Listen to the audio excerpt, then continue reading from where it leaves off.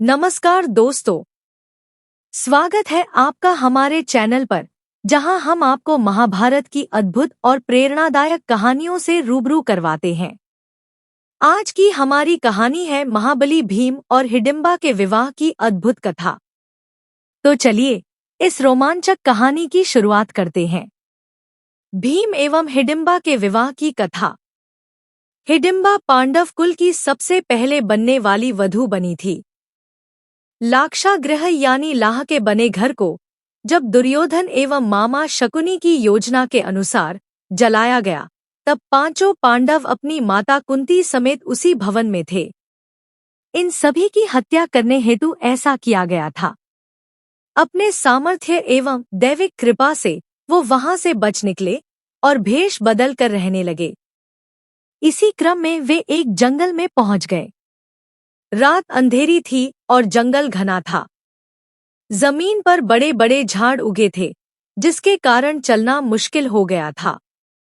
तब धर्मराज युधिष्ठिर ने भीम से उन सभी को ले जाने का अनुरोध किया। भीम ने अपने शक्ति का परिचय देते हुए अपनी माता सहित अपने चारों भाइयों को उठाकर चलना प्रारंभ किया। जब वे वन में ऐसे स्थान पर पहुंच गए जहां धरती समतल और कोमल घासों से ढकी थी, तब वहां भीम ने सबको धरती पर उतारा और सब भाइयों ने मिलकर सोने के लिए व्यवस्था की। पांचों भाई बारी बारी जगकर अपने सोते हुए परिवार की रक्षा करते थे। इस बार भीम की बारी थी। वह जंगल अपने वृक्ष, चट्टानों सहित काली शक्तियों के प्रभाव के कारण मायावी था तथा एक शक्तिशाली एवं मायावी राक्षस हिडिंब का राज्य था। जंगल में आने वाला कोई भी मानव इस मायावी स्थान से निकल नहीं पाता था, अपितु राक्षसों का आहार बन जाता था। इन राक्षसों की घ्राण शक्ति यानी सूंघने की शक्ति बड़ी तेज थी। जंगल में मानव के प्रवेश को तुरंत भांप लेते थे। जब राक्षस राज हिडिंब को इन मनुष्यों के आने का पता चला, तो वह मानव मांस खाने के लिए लालायित हो उठा। उसने अपनी बहन हिडिंबा को उन मनुष्यों को उसके सामने प्रस्तुत करने का आदेश दिया। हिडिंबा पांडवों के समीप जा पहुंची। भीम को देख हिडिंबा मोहित हो गई। वे सोचने लगी, एक शक्तिशाली पुरुष जिसका हृदय इतना कोमल है कि अपने परिवार को सुरक्षा प्रदान कर रहा है, उससे अच्छा जीवन साथी और कौन हो सकता है। मैं धन्य हूँ यदि वह मेरे पति बने। फिर उसे अपने क्रूर भाई की आज्ञा का स्मरण हुआ। देवी हिडिंबा ने अपनी मायावी शक्तियों से स्वयं को एक सुंदर युवती में बदल लिया और भीम के पास गईं। पहले जंगल में भटकी हुई युवती के भांति अनेक प्रकार की बातें कहीं। फिर जब भीम ने उन्हें रक्षण देने की बात कही, तब वो वहीं पर बैठ गईं। हालांकि आराम कर रहे अर्जुन एवं युधिष्ठिर को देवी हिडिंबा पर धीरे धीरे संदेह भी होने लगा था, परंतु उन्होंने सुरक्षा को ध्यान में रखते हुए सोए रहने का स्वांग किया। आसपास क्या हो रहा है, इस पर चुपचाप ध्यान दे रहे थे। इधर देवी हिडिंबा से भी यह सच छुप नहीं रहा था। तब उन्होंने भीम को बता दिया कि मुझे मेरे भाई राक्षस राज हिडिंब ने आप सभी को भ्रमित कर उस तक पहुंचाने के लिए प्रतिनियुक्त किया है, परंतु आपको देखकर मैं आपसे प्रेम करने लगी हूं। मैं आपसे विवाह करना चाहती हूं। मैं आप सभी को यहां से बाहर निकलने का रास्ता आपको बता देती हूं। मेरा भाई हिडिंब बहुत ही पराक्रमी, मायावी और क्रूर है। उसके आने से पहले आप लोग सुरक्षित स्थान पर चलिए। भीम ने उत्तर देते हुए कहा, देवी, मैं आपको नहीं जानता, परंतु आपको इतना बता दूं कि हम पांचों भाई क्षमता में किसी से कम नहीं हैं। मैं वृकोदर किसी भी राक्षस को समाप्त करने में सक्षम हूं, इसलिए मुझे इनकी निद्रा भंग करने की आवश्यकता नहीं है। अब ध्यान से उन महान मनुष्य को देखिए, वे धर्मराज मेरे बड़े भाई हैं। उनकी अभी शादी नहीं हुई है। मैं अभी किस प्रकार विवाह कर सकता हूँ।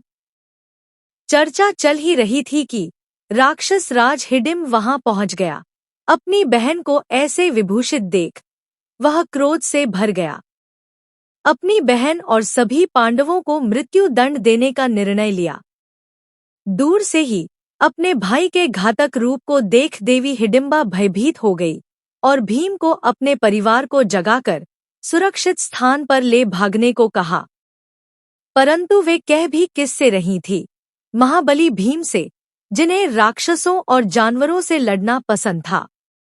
भीम ने हिडिंबा से कहा, यह याचना अनुचित है।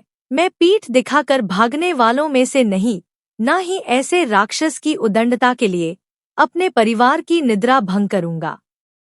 युधिष्ठिर एवं अर्जुन सतर्क हो सब सुन रहे थे, परंतु सोए मनुष्य के भांति स्थिर थे।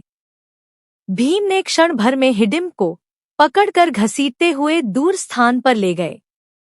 यह देख युधिष्ठिर एवं अर्जुन उठने का स्वांग करने लगे। उन्हें जागता देख हिडिंबा ने विनम्रता से पांडवों को सब बताया। बाकी सब हिडिंबा की बात सुन रहे थे, परंतु युधिष्ठिर एवं अर्जुन का पूरा ध्यान भीम पर था। अर्जुन ने भीम से चिल्लाकर कहा, भ्राता भीम, इस राक्षस का वध अतिशीघ्र कीजिए। यह सुन भीम ने घातक प्रहार से हिडिंब की पीठ के टुकड़े टुकड़े कर दिए। हिडिंब का वध होते ही सारे राक्षस भीम के सामने घुटने टेक बैठ गए और उन्हें अपना राजा मान लिया। तभी भीम ने कहा, मैं तुम्हारा राजा कैसे हो सकता हूँ? तुम राक्षस हो और मैं मनुष्य हूँ। तब उनके मंत्री ने कहा, हे राजन, हमारे यहाँ परंपरा है कि जो हमारे राजा को मारता है वही अगला राजा बनता है। एक शक्तिशाली राजा ही अपनी प्रजा को सुरक्षा प्रदान कर सकता है, और प्रभु, आप तो राक्षस राज हिडिंब से भी अत्यधिक शक्तिशाली हैं। यह सुनकर भीम ने कहा, परंतु मैं आपका राजा नहीं बन सकता। तब फिर से हाथ जोड़कर उनके मंत्री ने कहा, राजन, ऐसा ना कहें, बिना राजा के प्रजा अनाथ हो जाती है, जंगल राज हो जाता है। इन सब बातों को सुनकर धर्मराज युधिष्ठिर ने विचार करने हेतु समय मांगा। तभी वहां देवी हिडिंबा आकर पांडु पुत्र भीम से कहती हैं, हे राजन, कृपया कर मेरे प्रेम को स्वीकार करें, मुझे अपनी पत्नी बनने का सौभाग्य दें। इस पर भीम ने कहा, ऐसा कैसे हो सकता है? तुम राक्षस कुल की हो, मैं मनुष्य हूँ। मेरे समाज में क्या तुम्हें वांछित स्थान मिल पाएगा? तब देवी हिडिंबा ने कहा, मुझे आपके समाज की स्वीकृति की इच्छा नहीं है, अपितु आपके स्वीकृति की इच्छा है। आप यहाँ का राजा बन मुझसे विवाह कर 1 वर्ष तक मेरे साथ रहें। जब मुझे पुत्र रत्न की प्राप्ति हो जाएगी, आप यहाँ से प्रस्थान कर सकते हैं। हम मायावी जाति हैं। मेरा पुत्र जन्म के कुछ समय बाद ही युवावस्था को प्राप्त हो जाएगा, तब आप यहाँ से प्रस्थान कर सकते हैं। मैं आपको नहीं रोकूंगी। मेरे पुत्र के रूप में इस कबीले को उसका राजा मिल जाएगा। फिर रोते हुए माता कुंती के चरणों में गिरकर कहा, माता, एक स्त्री के प्रेम की पीड़ा तो आप ही समझ सकती हैं। मुझे अपनी पुत्र वधू स्वीकार कर लीजिए माता। 1 ही वर्ष की तो बात है, मेरा भी कल्याण हो जाएगा और इस कबीले का भी। माता कुंती ने देवी हिडिंबा से कहा, हे पुत्री, तुम्हारी बातें तो धर्म संगत लग रही हैं, मुझे विचार करने का समय दो। फिर चर्चाओं के उपरांत माता कुंती सहित सभी पांडव इस बात पर सहमत हो गए कि इस प्रकार प्रजा को अनाथ करके जाना धर्म संगत नहीं है। फिर भीम ने कबीले का राजा होना स्वीकार किया, देवी हिडिंबा से विवाह किया और उनका एक पुत्र हुआ, महाबली घटोत्कच। मायावी राक्षस होने के कारण जन्म के कुछ समय उपरांत ही घटोत्कच युवा हो गए और अपने पिता भीम, अपनी पितामही देवी कुंती सहित अपने सभी काकाओं को दंडवत प्रणाम किया और उन्हें वचन दिया कि जब भी पांडवों को उनकी आवश्यकता पड़ेगी, वह केवल स्मरण मात्र से वहां उपस्थित हो जाएंगे। देवी हिडिंबा ने भी अपने वचन अनुसार अपने पति भीम, उनके भाइयों तथा उनकी माता देवी कुंती को विदा किया। दोस्तों, यह थी भीम और हिडिंबा के विवाह की कहानी, जो हमें सिखाती है कि प्रेम और बलिदान जीवन का अनमोल हिस्सा है। अगर आपको हमारी यह कहानी पसंद आई हो, तो इसे लाइक करें, शेयर करें और हमारे चैनल को सब्सक्राइब करना न भूलें। हम फिर मिलेंगे एक और रोचक कथा के साथ। धन्यवाद।